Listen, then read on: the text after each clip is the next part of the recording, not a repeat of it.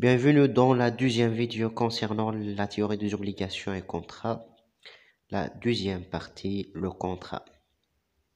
L'article 1101 du Code civil français stipule que le contrat est un accord de volonté entre deux ou plusieurs personnes destiné à créer ou bien à modifier ou bien à transmettre ou bien à éteindre des obligations. Au Maroc, le législateur, dans le droit des obligations et contrats, n'a pas donné une définition au contrat.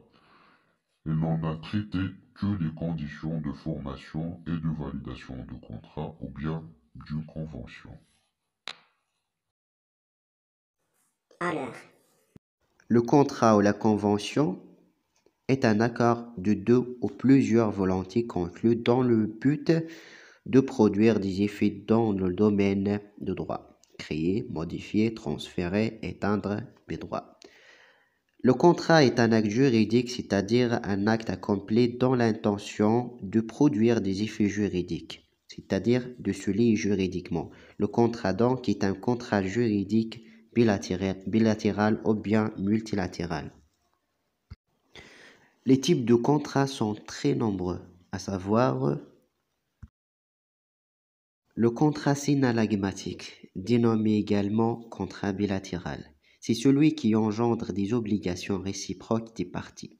Exemple, le contrat de la vente, le louage, le contrat de travail, d'entreprise ou bien d'assurance, etc. C'est un contrat qui crée des obligations à l'égard des deux parties.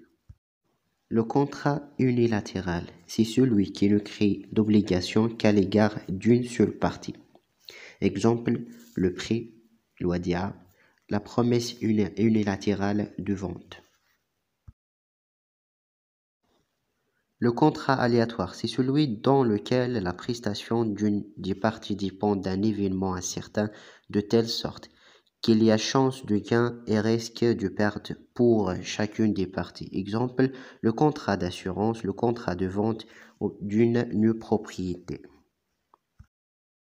Le contrat commutatif, c'est celui par lequel chacune des parties s'engage à exécuter une prestation qui est regardée comme équivalent de ce qu'on lui donne ou de ce qu'on lui fait pour elle. Exemple, la vente, le louage ou bien le contrat d'entreprise.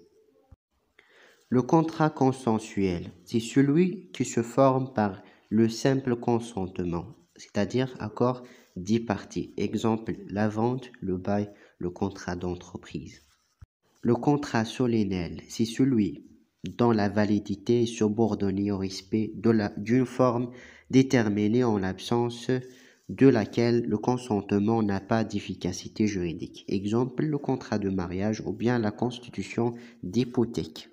Le contrat à exécution instantanée, c'est celui qui a pour objet une ou plusieurs obligations susceptibles d'être exécutées par une seule prestation. Exemple, la vente d'un bien déterminé ou bien l'entretien d'un véhicule par le garagiste. Le contrat à exécution successive, c'est celui qui implique les prestations échelonnées dans le temps. Exemple, le bail, contrat de travail, contrat d'assurance. Le contrat intuitif personnel, c'est celui qui est conclu en considération de la personne de co-contractant, celui-ci étant pour l'autre l'élément déterminant de la convention, au égard à sa personnalité, à ses aptitudes, à ses capacités. Exemple, le contrat avec un chirurgien, un architecte ou bien un avocat.